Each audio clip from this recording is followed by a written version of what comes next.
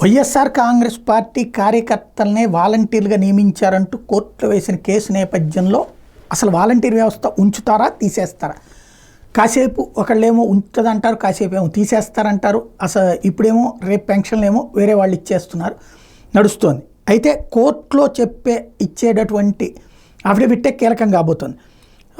ఇందులో హైకోర్టు ప్రధాని ఏమో జీరత్ సింగ్ ఠాకూర్, జస్టిస్ ఎన్ జయసూర్యలతో కూడిన ధర్మాసనం ముందు వైకాపా కార్యకర్తలకు సంబంధించి గ్రామ వార్డు వాలంటీర్లకు నియమించారంటూ వేసినటువంటి పిటిషన్ ఇప్పుడు వాళ్ళ ముందుకు వచ్చింది. వాలంటీర్ నియామకాన్ని సవాల్ చేయడంతో పాటు వాళ్ళని రాజకీయ పార్టీ కార్యకలాపాలు పాల్గొనకుండా నిలువరించాలంటూ గతంలో వేసినటువంటి పిటిషన్ మీద విచారణ సందర్భంగా ఇందులో కొత్త వాదన తెర మీదకి తీసుకొచ్చారు. అందులో రిజర్వేషన్లు అమలు చేయలేదు కాబట్టి ఆపేయాలి అన్నటువంటిది.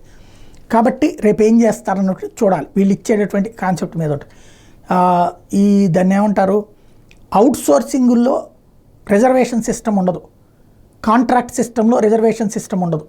అసలు ఉద్యోగాల్లో ఈ కాంట్రాక్ట్ అవుట్ సోర్సింగ్ తీసుకొచ్చింది అందుకే వీళ్ళు. ఇప్పుడు ఇది జరిగితే రేపు ఆ అవుట్ సోర్సింగు లేకపోతే కాంట్రాక్ట్ ఎంప్లాయీస్లో కూడా రిజర్వేషన్లు కావాలని కోర్టుకు వెళ్ళడానికి అవకాశం ఉంటుంది. కోర్టు ఇచ్చే తీర్పు చాలా కీలకమైంది.